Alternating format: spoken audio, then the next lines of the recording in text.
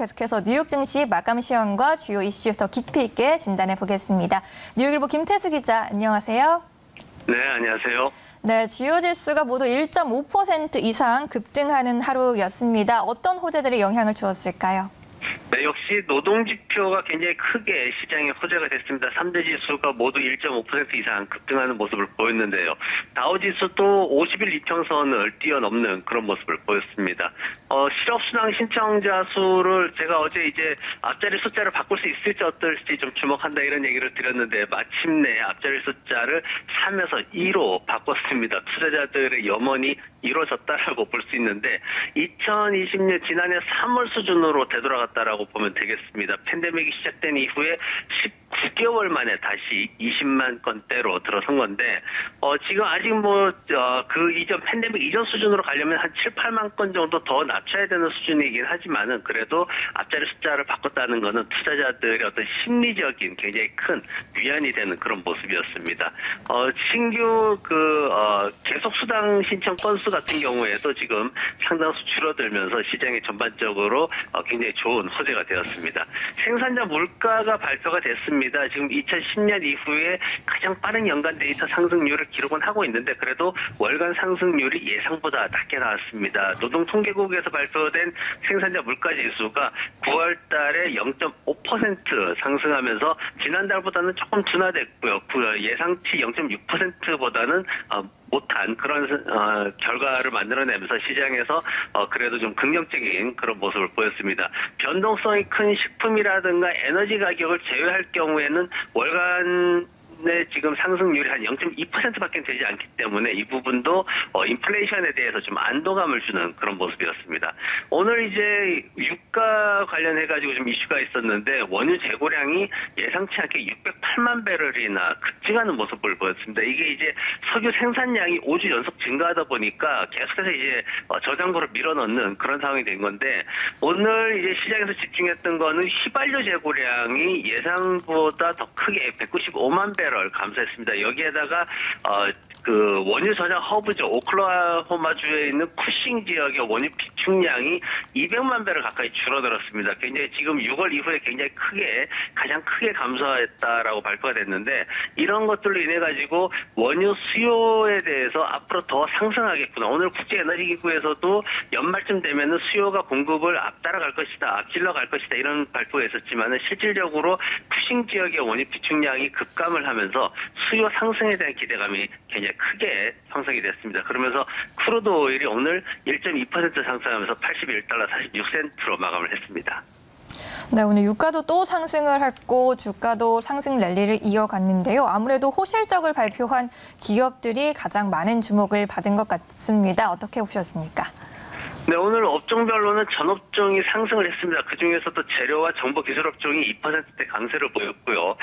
산업별로 보면은 건축 재료 산업이 3.7%로 가장 크게 강세를 보였습니다. 전기전자 산업 3.5% 강세를 보였고요. 반도체, 헬스케어도 3% 내외 상승을 보였습니다. 오직 그 산업들 중에 60여 개가 넘는 산업들 중에 오직 하나 우주 항공 분야만 마이너스 0.3% 하락을 했습니다. 오늘 뱅크 오브 아메리카가 순이익을 굉장히 좋게 발표를 했습니다. 2021년 3분기 주당 순이익이 85센트로 예상치 71센트를 웃도는 그런 결과를 발표했습니다. 그러면서 4% 이상 상승 마감하는 모습 보였고요. 말씀하셨듯이 월그린이 굉장히 좋은 호실적을 발표를 했습니다. 지금 그와 관련해가지고 제조업체들 중에서 대만 반도체도 지금 약 한 14% 순이익 증가하면서 55억 달러 정도로 발표를 했고요. 이 수준이 이제 3분기에 7에서 9월 달 사이의 결과이기 때문에 이 3분기에 반도체 칩 공급 부족 이 이슈가 굉장히 컸었습니다. 근데 그럼에도 불구하고 순이익이 늘었고 그리고 매출 역시 22% 정도 증가했다라는 소식에 반도체 관련주들이 오늘 좋은 모습을 보였습니다. 유나이티드 헬스 같은 경우에도 백신이라든가 여러 가지 이슈들로 인해 가지고 계속해서 좋은 실적을 보이고 있는데 오늘 4%대 상승을 보였고요. 도미노 피자나 알코아 같은 경우에 도미노 피자는 오늘 이제 순이익은 좋았는데 매출은 그다지 좋지 못해서 그래서 예상치보다 못 미치는 결과를 보여가지고 소폭 반등하는 수준에 그쳤습니다. 마이크로소프트가 중국과의 유대를 좀 줄이기 위해서 링크드인 서비스를 올 연말부터 해가지고 폐쇄할 예정이다라고 했습니다. 지금 중국의 어떤 미국 IT 대기업에 대한 규제가 계속해서 강화되고 있기 때문에 이런 부분들에 있어가지고 이제 비용이나 이런 것들을 줄이기 위해서 이제 폐쇄를 하는 건데, 지금 일반 기업이라면은 소비국인 중국의 시장을 줄인다 그러면은 주가가 크게 출렁거릴 수 있는데, 지금 마이크로소프트 같은 경우에는 이미 지난 3월 달에 일부 서비스 중단이 한 차례 있었고, 그리고 지금 시장에서는 마이크로소프트를 안전한 담요라는 식으로 평가를 하고 있습니다. 굉장히 성장주에서도 굉장히 안전하게 주가가 상승하고 있는 그런 주식으로 꼽히고 있기 때문에 오늘 이런 것들이 비용을 줄일 수 있다라는 오히려 긍정적인 면으로 그렇게 해석이 되면서 2%대 상승 마감했습니다. 네, 잘 알겠습니다. 지금 높아지는 실적에 대한 기대감들이 기업들을 받쳐주고 있는 상황인데 다음 주에는 어떤 이슈들 보면서 준비해 볼까요?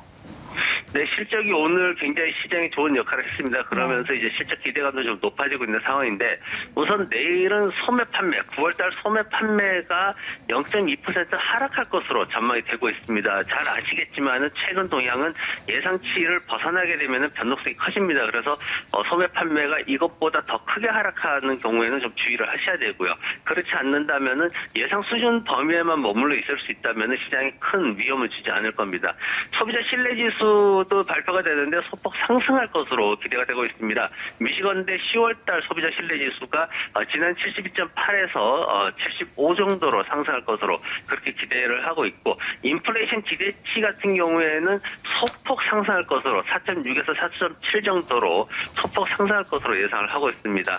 다음 주에 넷플릭스나 테슬라가 지금 실적 발표를 앞두고 있습니다. 물론 내일 같은 경우에도 찰스 스왑이나 골드만삭스 같은 금융주가 대기를 하고 있고요. 그리고 다음 주에 화요일 날 이제 넷플릭스를 비롯해서 존슨앤존스, 프록트앤갬블이 있고, 수요일 날 테슬라를 비롯해서 버라이전과 네스트 에너지 같은 그런 회사들이 쭉 준비를 하고 있는데, 지금 그 골드만삭스 같은 경우에는 한 10센트 정도 순이익이 늘어날 것이다라고 예상을 하고 있고, 그리고 넷플릭스와 테슬라 같은 경우에는 굉장히 실적에 대한 기대감이 지금 높은 그런 상황입니다. 반면에 이제 반도체 업체들이라든가 아니면 제조업체들 같은 경우에는 조금 비용 상승에 대한 우려가 있기 때문에 이 부분도 우리가 주목을 해야 될 것 같습니다. 네, 다음 주에 주목해 볼 만한 이슈까지 살펴보셨습니다. 오늘 말씀 여기까지 들을게요. 고맙습니다. 네, 고맙습니다.